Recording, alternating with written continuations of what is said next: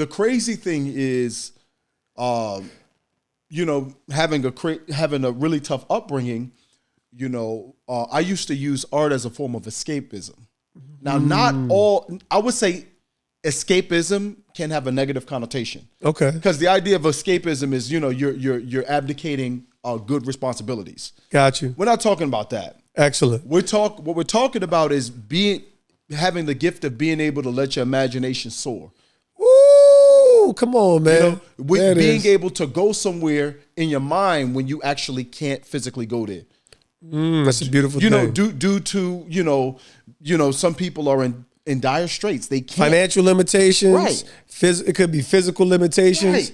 But there's the creativity and imagination that God would give his people. Exactly. People to just be able to create. Man, you pick up a good book, you read a good poem, you engage in some artistic endeavor where you get locked in, you get into flow. Yeah. Man, you just like, you were there for a minute. It's good. So when things would get rough around the house, I mean really rough, I would go into my room and just start drawing. Yeah. And good. No, so now I know your father was a singer, right? He was. So I mean, like you have like in one this I know your family was, so like your whole family is uniquely artistically gifted. Yeah. Many of them were attended with Arts High as well. You got it. So as far as influences, was it to the time that you got into education that you started to, like, where did you draw from to even kind of arrive at?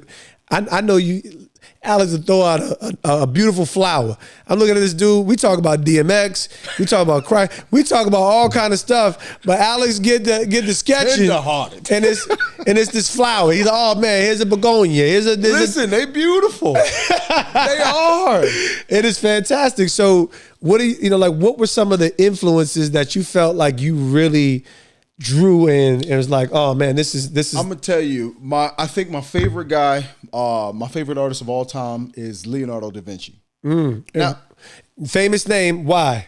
That's a good question. Because he wasn't just an artist; he was an engineer. Yee. So he could write with both hands. You know what I mean? So he was ambidextrous. Yeah. He would look at things in nature and break them apart systematically.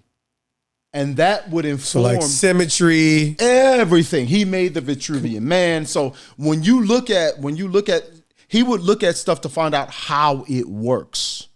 Now I'm starting to understand you better, brother. I got you. Right. So that starts to come into your exactly. So I'm not just looking at things for aesthetic value. That's just the beauty of it. Yeah. But also the functionality. How does this thing work? Ooh, can y'all get that right there? Come on, man. These humans, they out here beautiful, but how does this work? You got to put the DNA together. There's a blueprint. There's a blueprint. There's a process. There's a schema under there. It's like, I like it, but I don't know why I like it. I wanted to know, why do I like it? How does it work? Ooh, that's a bar, my boy. So when I saw how, you know, some of Leonardo da Vinci's sketches and some of his mechanical contraptions and things like this, you know, and looking at his artistry, I'm like, this is the guy, man. This dude he ain't just talking about it. He's that guy. All right. I love it. I love it. You know, I know this guy. This guy's all right. You know, this guy's all right. You know, so I know this guy. So I want to make some connective tissue here because, you know, obviously we're alluding to some of the major adversity that you endured through your childhood. I believe 6 siblings. It's 8 of us. 8 of us, so 7 siblings. Yep, 7. Golly. Hey, listen, I got 7 kids. I want you to know, ooh. Yeah.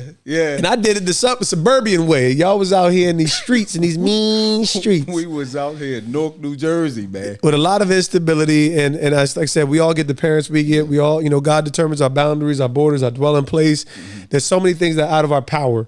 But for you, what was the most difficult thing? And I know like the mental health is a whole nother monster because I think we know God had to bring you out. Yeah, for sure. There was a lot of, you know, layers even to that. What was the most difficult thing that you endured?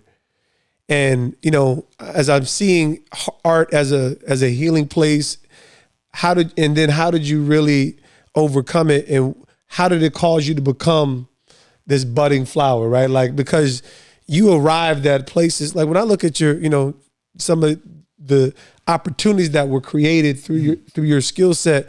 What was the hardest thing that you endured, and how did you overcome that? You know what? I think probably one of the hardest things was how transient we were growing up. Okay, we would move. This is good. This will help some. This will really help people. We moved like 13 different times. We would be living in a car. We would be living in battered women's shelters. We would be living in hotels with relatives here, there. So we moved around so much. It was hard to create a real relationship, deep relationship with people. So I had to find different things that were constant. I was, in a transient world. Yeah. What is constant?